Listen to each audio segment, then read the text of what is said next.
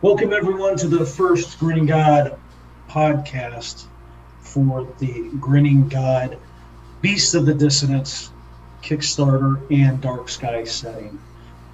We want to get the team together to talk about all things Grinning God and pick the brain of Lauren, how he dreamt up the lore and dig into all of the ugly and fun things that are in store for those who backed this Kickstarter. I'm lucky enough to get to help on a lot of the business end of things. You want to introduce yourself? Yeah, hi everyone. I'm Kurt. You may have seen me a little bit earlier on some of our Kickstarter updates. One of the individuals who's had an opportunity to work with Lauren on bringing some of these beasts to life from a stat block perspective.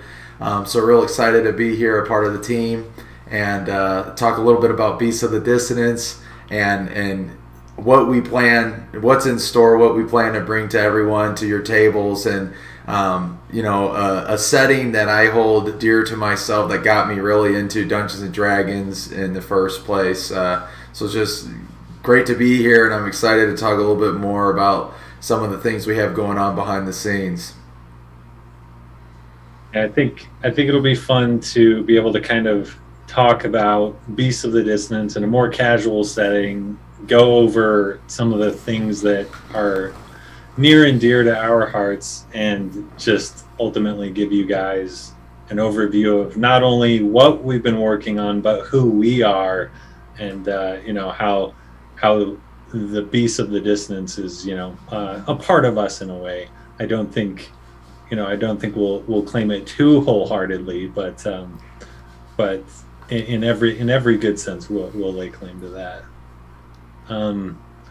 Let's go ahead and should we throw some questions around, guys, just to... Yeah, I think that's a good idea. We've been getting lots of questions, a lot of direct messages from those who backed, and we promised some answers. We've been running ragged to get a lot of things done, and I think we'll be able to answer a few of the questions. Most people will be happy. A few people, it doesn't appear like we will ever be able to make happy, but we will continue to try.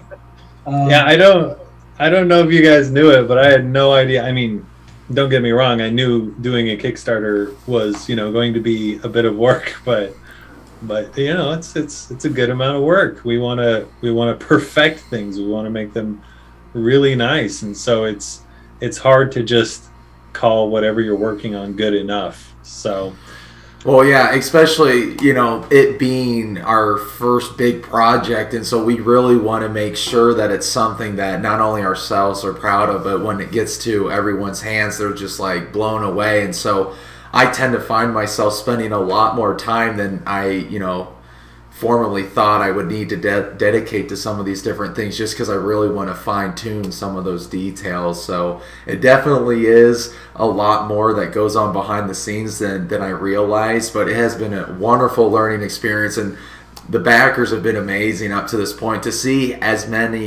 much support as we've had up to this point, it's just been incredible, to be honest. Kurt, it's not even, I would say, it's not even just that we want like that perfect specimen of a product.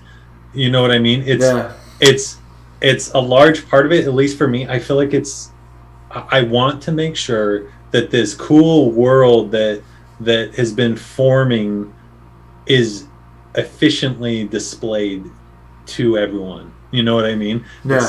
It's like you want that idea to be captured and sent over just exactly how you imagine it. Sometimes, you just feel like you can never do it enough justice. But I think we've come close. I think the Beast of the Dissonance is only a small part of where we're headed as a group, with future campaigns, other bestiaries, other short stories, other long stories. And so we're finding ourselves, where do you put a stop on some of the things that we wanted to do? One example is the short story. It was a 10,000 word short story. We went through and edited it, tweaked it quite a bit. What ended up being a tweaking became almost a complete rewrite. And, again, it's kind of like we always are saying, how can we add more value to the people who backed us?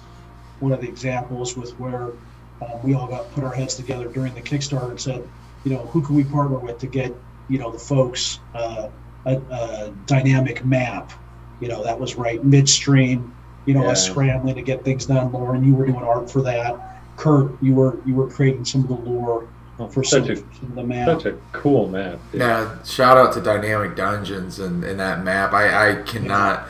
It looks great. I can't wait to play on that and really utilize that in some of our material.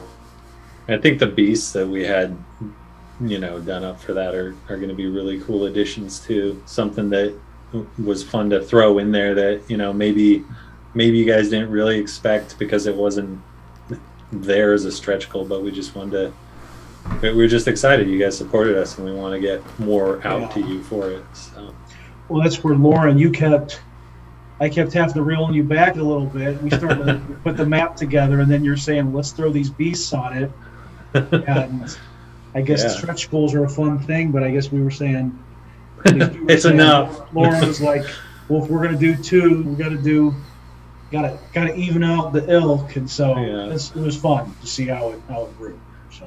It's good to be reined in. Sometimes you just get too carried away. Good. We had one of the questions that a lot of people were posing was where, wanted to know more about you, Lauren, originally with the content, where, are you just kind of like a lot of people start to say, are you just some dark guy, from a mindset standpoint, where these ideas come from, some of the people who know you are surprised by some of the content. Where does this come from? Are you really, your daughters run from you at night? Like, tell us what's happening. It's super funny because this world is super oppressive, super dark, super distressing. There's a lot of themes of, maybe failure to a degree, and like how that's handled by people individually. A lot of heavy themes, but ultimately, I think it's funny because a lot of people I don't think would. I mean, maybe they would, but for the most part, I don't think people would see me and be like, "Oh yeah, this guy's totally rolling in the dark world." That's like what he dreams about, and what he does in his free time is build this dark fantasy world.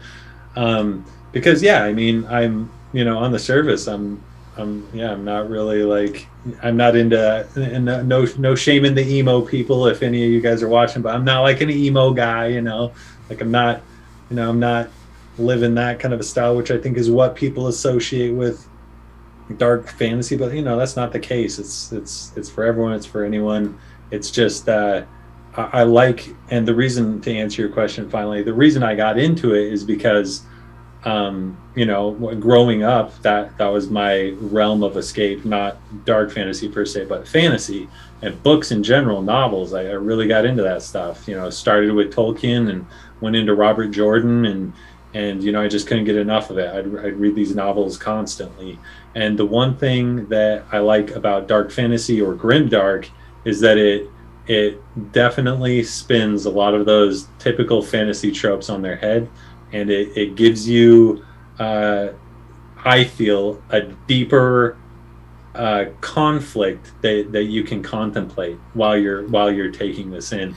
And I think in a dark fantasy setting, or any kind of a dark setting, when it's most distressing is when you can have the greater greater outcomes, the greater climax to the story. So.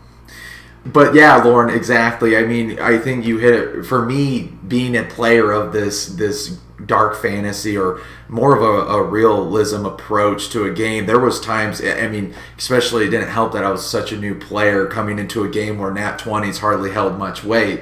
But apart from my own grudges I have with that stuff, there was times, and really trying to get it. It depends on how much a player and the DM puts into it, what you'll get out of the final product. But there would be times where I'm genuinely contemplating and worried about what decision I'm going to make and how it's going to impact the world around me. And you can achieve that in all different types of settings and things. But I think there's a set of players, or myself personally, where it's a little bit easier to really relate to the story, or to have some of those story elements that I can really see how this makes sense, and that impossible doesn't happen so much, so it really does feel impossible. So when you really do achieve something, you actually feel like you earned it, and it's something you talk about even outside of the game itself.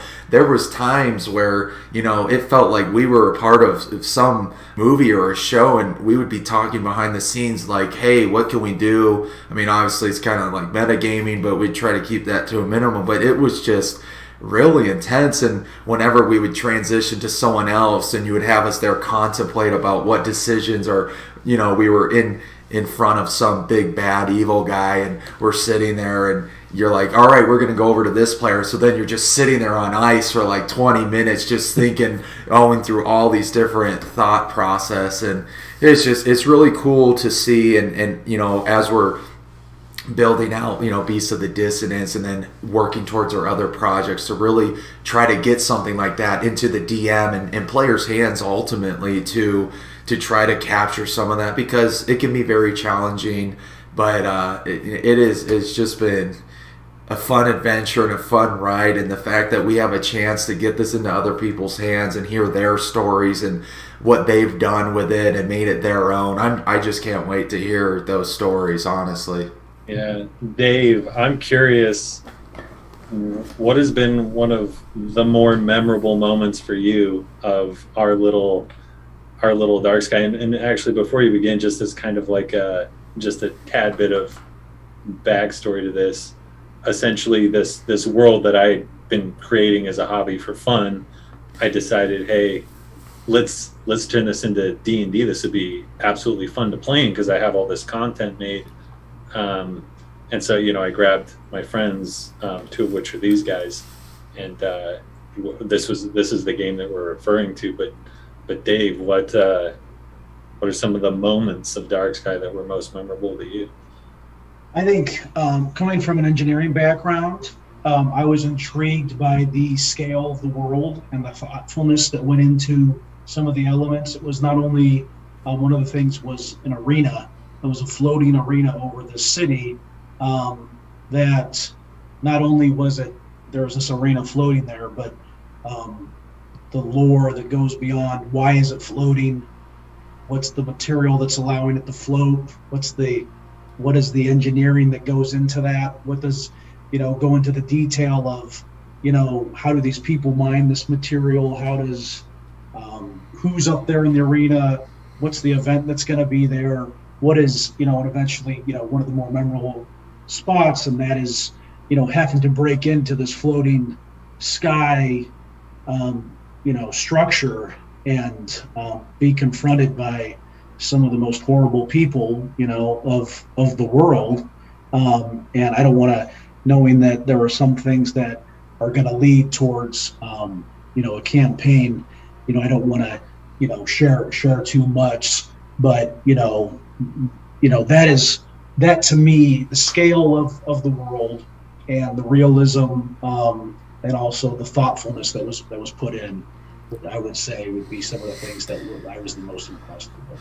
Well, one of my favorite things with that, Dave, was you coming in as a new player as the meathead barbarian, but with your real life background in engineering, and seeing you have to fight your your day-to-day expertise and really try to act as this meathead of a barbarian and not do what you as an engineer would do. That was always really fun for me to see, and I know the rest of the table to see, because there's definitely times of frustration when you're trying to roll, you're asking to do some things that an engineer might do. Lauren's having you roll at disadvantage intelligence checks, or etc. And when you're at a 6 or an 8, I forget what Hogan had, but it's just so fun to see you when you fail and the frustration there. But no, I agree. The Sky Arena was phenomenally put together, and it was a lot of fun to see some of the things that Hogan did up there.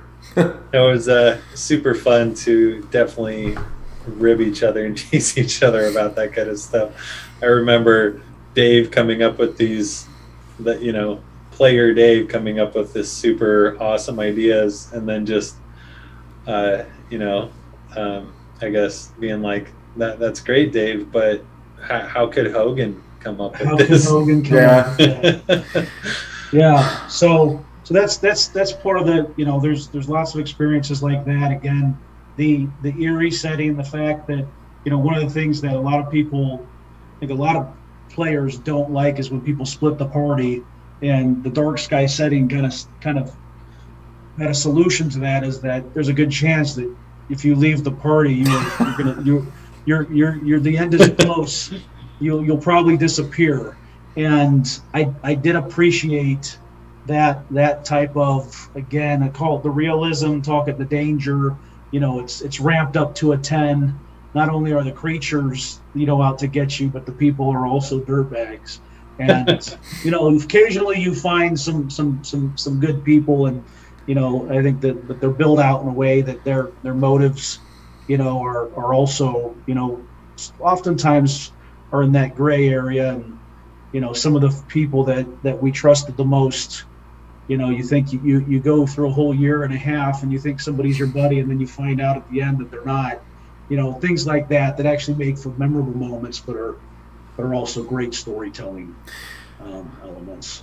Yes. Speaking of these people, Lauren, what brought to you the idea of the leasher itself? Where did that come from? Where does that inspiration draw from? And could you talk to us a little bit more in depth about the leasher and how that role plays in the dark sky setting?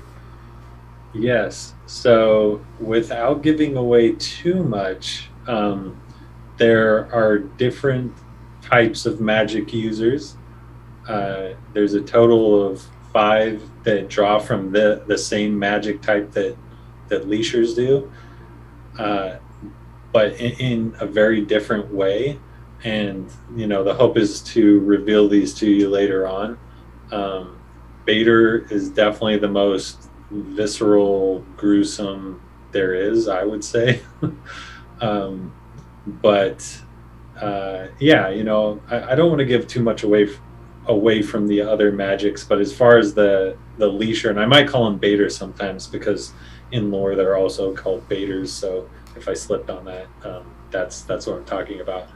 But just the idea of someone who is so committed to giving anything to get something incredible back is where the idea of the leasher came from. And the whole dark sky setting, as we call it, or this Grinning God world, is based on that idea, which is you don't get anything without giving a whole lot of something in return.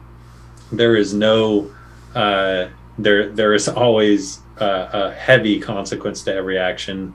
There is no good deed that goes unpunished. Like, those are the mantras of this dark fantasy world, and the leasher really encapsulates that, and is just a perfect example of the Grinning God world. So that's really where the idea came from, is the what if somebody was willing to give an arm and a leg literally to get something powerful in return. And then there's just all those ideas of, this is a world where everything's hard earned, nothing seems too magic-y, nothing seems too Dragon Ball Z unless you worked up to that level. Everything had to seem real, gritty, obtainable, and in a very Game of Thrones-esque setting kind of a way. So that's where it was derived from. What do you we may want to talk a little bit more about the leasher class here at the end, but I know you reworked a lot of the short story. Would you be willing to kind of talk to a couple of the high points to that story, and how players may get a flavor for the world through that? Absolutely. So we, as Dave mentioned before, we had a 10,000 word version of the story, and we were reading over it. We'd already paid for really good editing. It had gone through several rounds. It was pretty much done, and we just didn't feel like it really was quite there. So scrapped it. We rewrote it. We actually doubled the size of it, so it's 20,000 words. And the short story, I think is awesome. I really do. I think it once again captures everything that I was saying about Alicia. And this story, to give you a little bit of kind of a sneak peek about it, is the story is based on an individual that they're put in a circumstance where they can essentially give everything to gain revenge or not, and it's kind of the struggle to succumb to your demons and give into the darkness for power, or choose the lighter side at the consequence of not being able to obtain your revenge, lose everything that you have, all the horrible things you can imagine. But I think it's going to be a really compelling story. I think those of you that like reading, like myself, novels and things, I think you'll really like it. It has a lot of, it's not just one of those stories that's about a good character and a good plot arc. I think it maintains underlying morals. There's repeating symbolism. It's deep, so I think you'll enjoy it. No, it's nice. I think the style of the game that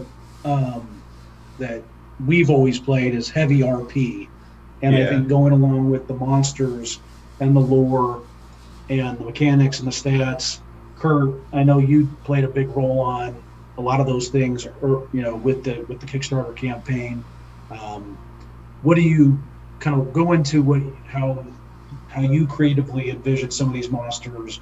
You as a DM yourself, with multiple campaigns, what is something that you look to do when you're adding lore and creating some of these stats and mechanics with the monsters? So the process that we kind of do right now is we come up with a conceptual design and an artwork approach, kind of come up with the idea, what we're thinking, what we're envisioning, and we generate some artwork. And I personally, what I've done is I like to look at the artwork and really try to digest and look at it and really see what traits it might have, what might fit its physical characteristics, and then whether it's Lauren or other individuals, as yourself, working on some lore and pulling from different things, creating a lore that has that RP background that gives us something substantial to really work off of. And then lastly, once all those pieces are in place, I then like to come in from the mechanics perspective and try to really hone in on that lore and create the stats and the mechanics that would fit the lore and would allow you to dynamically use these monsters in your game, not only as an encounter, but almost as a one-shot, a two-shot, a three-shot, whatever it may be. My end goal is that you could grab any one of these monsters and really create a compelling story around the monster itself.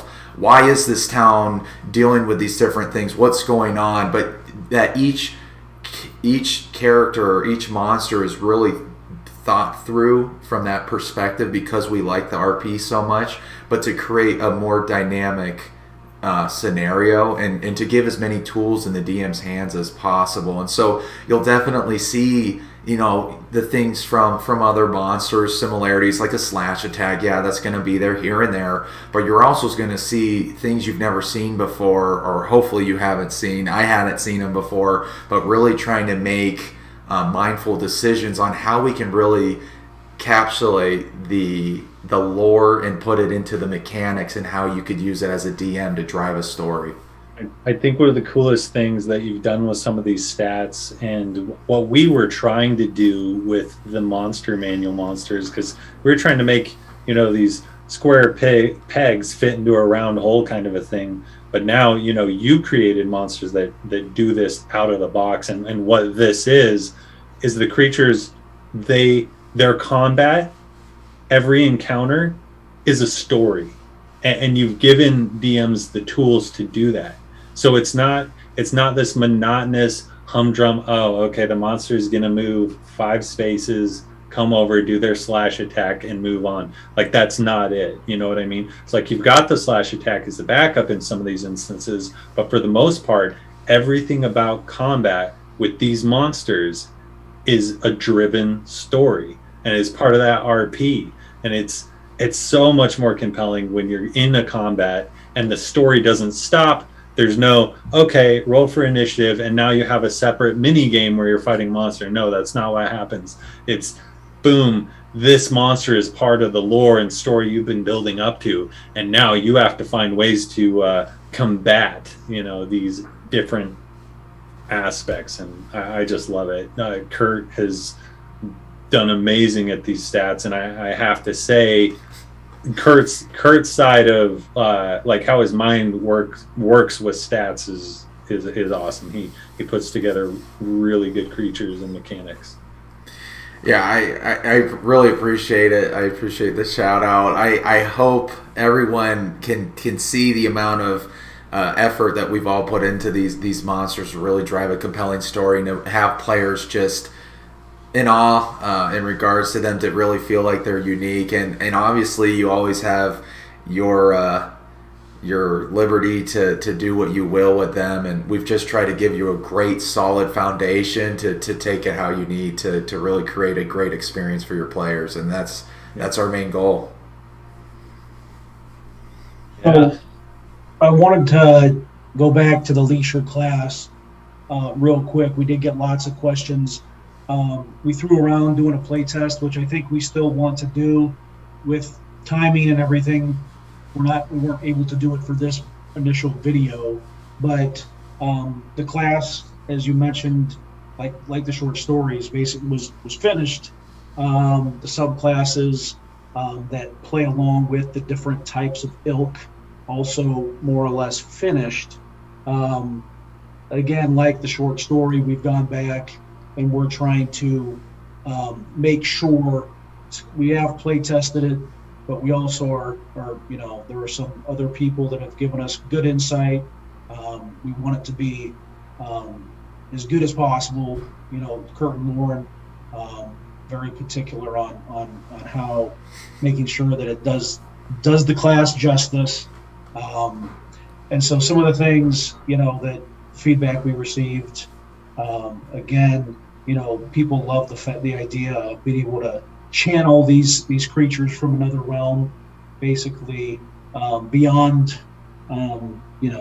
existence. It's there, it's just slightly out of reach, but all of a sudden, there is, kind of prying through, crawling through I call it a veil or a some type of ripping fabric of reality, and kind of all of a sudden it's there, and it's how do you deal with it, and does somebody have control of it, or what type of things occur from that. One thing we're fighting internally with is with the class, and why we didn't play test it, at least for this video, is how do you scale that ability. Here we have some very dynamic and creative monsters that you introduce to a combat that a DM has built, and how do you do it in a way that doesn't complicate the call it that flow, the flow of the game, in a way that it isn't every time you get into this experience, and here this player has then again summoned some thing from the abyss. Now everyone gets to decide, and not only do you beat the bad or the conflict there, but now you're dealing with the creature that you've pulled from this other realm that maybe your leisure is less experienced, and now you get to deal with that. So I think we are fighting through some of those mechanics. Essentially what we're really trying to come up with a way so whoever's the leisure of the party isn't taking all the limelight. As much as we would love the leisure to be front and center the entire campaign, we don't want to do that to the rest of the table as well as the DM. And so really looking for a way more than anything to streamline this super unique, high utility class, but in a way that makes sense and that keeps that balance within D&D 5e, because obviously we're restricted to 5e for what we're doing. And so we have a really good base, of it, and it's, by no means our, is it's, I wouldn't say that it's, starting from ground zero. No, not at all. Yeah, we're in a good place, and we're just gonna, it's all about getting the consummate class out to you guys. So we want top notch and nothing else. Well, and I think some of the things we talked about as a group is, again, as you work up in the class, it's, maybe it's your some of the dissonance is actually starting to, some of the properties of the dissonance are starting to affect the things around, call it the real world, that the characters are in, and some of those properties of the monsters that you control start to affect other players, and then finally you start to be able to draw them either completely or partially out of the realm. And so, as written right now, again, we do have a finished subclasses. It's just, how do we make it so that, I think somebody said it here best, is how do you make it so that the DM now is overwhelmed, or overloaded with, again, now you have this other, called a familiar, called another chess piece on the board that is very dynamic, and how do you make it so it flows well. At least for me, I want people to want to use the leisure class. I want DMs to say, "Oh, you want to use the leisure class? That's a great idea." We don't want to create we don't want a class that somebody's like, "Oh shoot, dude, I really, why are you bringing this to me? I have enough problems. I have enough things on my plate." Yeah. So real quick, I think to close out, because I think we're wrapping up here. Yeah. Kurt and Dave, I'm going to ask you the question: if you were a leisure, which ilk would you choose? You've got the 5 ilk: aggressive, defense, stealthy and deceptive, escape, or the heightened. Which would be your go-to? I'll go ahead and, you want me to start? Yeah, go Kurt. So I think my favorite are the heightened and their utility background. I think there is the way the monsters are, and the amount of, I won't even say, it's just the amount of uniqueness in that ilk. There's a lot of creative things you can. It's honestly, as creative as a person you are, you can make a lot of cool things happen. And it's up to the player and how they want to use some of those utility skills and abilities. So for me, heightened, hands down. So ilk of the heightened, just as an excerpt, they augment or heighten the abilities of their leisure. And they're also kind of the catch bag for any miscellaneous ilk that didn't fit in the other 4 categories. So, Dave, Methylidon, Graxamore, or Siln, Escan, or Heighten. Which one? Well, good question, Lauren. I think Escan. I think based on how unique it is, maybe a fun thing would be looking at it from like a heist perspective, or in a you're in that typical pub scenario, and somebody's just said a remark about the party. They're able to swoop in, literally, and cause some quick havoc, and they also are able to get away, and so to leave no evidence behind. And so I think there's a lot of utility things you can do with that class that are kind of fun. And again, I myself being very RP heavy, the way I like to play the game, I think I'd be able to have a lot of fun using that class. Cool. What about you? Oh yeah, I border on either the Silm, or I like the heightened as well. Methylidone's kind of cool because they're rage monsters. They're aggressive, fierce. So I mean, I like them all, but I think there's some of the coolest are probably in the Silm. Yeah, I like the Twillipede. I think that's one of the coolest monsters we have. Yeah. What do you like about that one? The Twillipede, because it's kind of got this gruesome yet mysterious aspect of where it can burrow into a host and then like puppet that host's body, and you wouldn't know that this creature was puppeting your friend until like it was too late and it erupts out of him. So yeah, that's why. Love it. Cool mechanic. And probably very high levels of RP opportunities. Yes. Yes. Yeah, that particular art of the Twillipede, definitely my significant other thought it was disturbing and disgusting and did not want me to show it to her, which then made Lauren very happy and pleased. So there's that too. So he might like it exceptionally well for that reason. Exactly. Well, I think we probably went over what we were actually expecting. I think we just love this stuff so much that, I mean, for our first podcast, I mean, we talked a lot about a lot of different things. You know, the Beast of the Dissonance, where we're at, the short story, the leisure class, some of our favorite ilk, and who we are. And I think it's been a lot of fun, and I'm excited to start this journey with the two of you and everyone else watching and the backers. I really appreciate everyone's support. Those are my closing remarks. Yeah. Peace out. We'll see you guys later. Yeah. Thank you again for supporting, and keep sending us messages and let us know what you think. And we have every expectation to meet your expectations and go above and beyond where we can. So.